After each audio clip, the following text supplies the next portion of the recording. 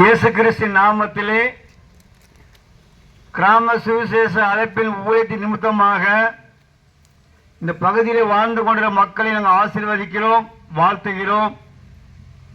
வேதத்தில் அநேக காரியங்கள் உண்டு. ஒரு வார்த்தை உங்கள் மத்தியிலே சொல்ல நான் ஆசைப்படுகிறேன். வேதம் சொல்லுகிறது, உன் அலங்கத்துக்குள்ளே சமாதானம்.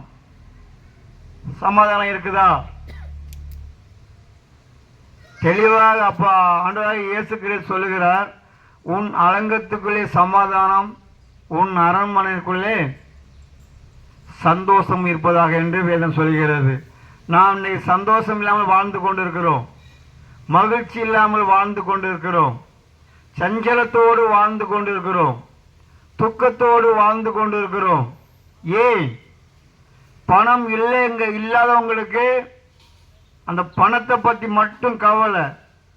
ஆனால் பணம் இருக்கிறவங்களுக்கும் பாருங்க சந்தோஷம் இல்லை. இப்படிப்பட்ட ஒரு நிலைமையில் இருக்கிற பைபிளில் ஒரு சகோதரனை பற்றி மத்தியிலே சொல்ல ஆசைப்படுகிறேன். சகேவுங்கிற ஒரு மனிதன், நல்ல ஒரு சொத்து சுகம் உள்ள மனிதன்.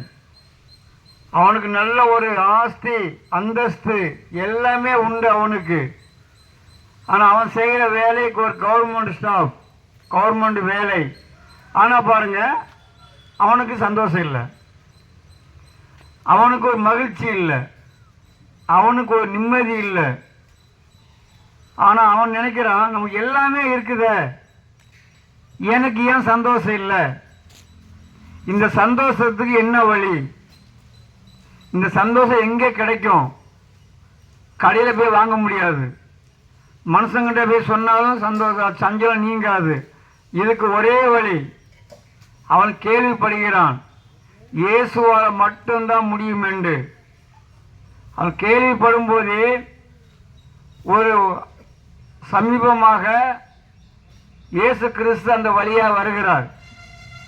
இயேசு கிறிஸ்து அந்த வழியாக வருகிறார் என்றால் சுகம் பெற்றவங்களும் வருவாங்க, சுகம் பெற போற வியாதிஸ்வரும் கூட்டம் நிறைய வரும். ஆனால் இந்த சகைங்கிற ஒரு மனிதன், குள்ள மனிதன், நான் இயேசுவை எப்படியாவது பார்க்கணும் அப்படின்னு சொல்லி ஒரு காட்டாத்தி மரத்தின் மேலே ஏறுகிறான். நான் இயேசுவை எப்படியாவது பார்த்து நான் சந்தோஷத்தை பெற்றுக்கொள்ள வேணும், சமாதானத்தை பெற்றுக்கொள்ள வேணும், மகிழ்ச்சியை பெற்றுக்கொள்ள வேண்டும் என்று அவன் வகை தேடிக்கொண்டிருக்கிறான். இயேசு அந்த வழியாய் வருகிறார்.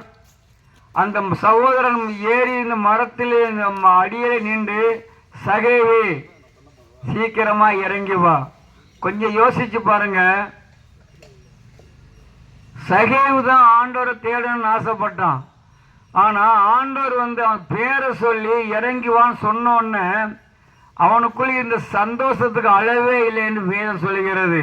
இறங்கி வந்தான், ஒரு நண்பனை போல தோல்ல கையை போட்டார். ஆனா பாருங்க, ஊர் ஜனங்கள்லாம் சொல்றாங்க, இவன் நல்லவனே இல்லையே, இவன் மேல ஆண்டவர் கை போடுறாருன்னு சொல்லி முறுமுறுக்கிறாங்க. முறுமுறுக்கும் போது அவன் காலில் விழுகிறது. உடனே அவன் அறிக்கை செய்கிறான், ஆண்டவரே, நான் யார் இடத்திலேயாவது இரட்டத்தனையா வாங்கினது உண்டானால் நாளத்தனையா திருப்பி தருகிறேன் என்று சொன்ன உடனே இயேசு சொல்கிறார், இந்த வீட்டுக்கு இன்றைக்கு ரட்சிப்பு வந்தது. ஏன் இரட்டத்தனையான ஆசீர்வாதத்தை அவன் வாங்கினான்னா, இப்போ நீ ஒரு மாதம் ஒரு 60 ரூபா தண்ணி வரி என்றால் அவன் என்ன 120 ரூபா வாங்குவான். ஏன்னா அவன் ஒரு வரி வசூலிப்பவன். அதனால்தான் தன் பாவத்தை மறைக்கிறவன் வாழ்வடைய மாட்டான், அதை அறிக்கை செய்து விட்டுவிடுவனோ இரக்கம் பெறுவான் என்று அவன் செய்த குற்றத்தை இயேசு கிட்ட சொன்ன மாத்திரமே அவன் பாவம் மன்னிக்கப்படுகிறது. இயேசு சொல்கிறார், இன்றைக்கு இந்த வீட்டுக்கு ரட்சிப்பு வந்தது என்று. அதுக்கப்புறம் அவன் சஞ்சலமா இருக்கல, சந்தோஷமா வாழ்ந்தான். இந்த வார்த்தையை கேட்டுக்கொண்டிருக்கிற இந்த அன்பின் சகோதரனே, அன்பின் சகோதரி, உங்களுக்கும் அந்த மாதிரி ஒரு சந்தோஷம் சமாதானம் வேணுமா? இயேசு கிட்ட வாங்க. ஏன்னா இயேசு உங்களை நேசிக்கிறபடினால இந்த இடத்துக்கு தேவன் கொண்டு வந்திருக்கிறார். தேவன் நாம இந்த வார்த்தையை ஆசீர்வதிப்பாராக. ஆமென்.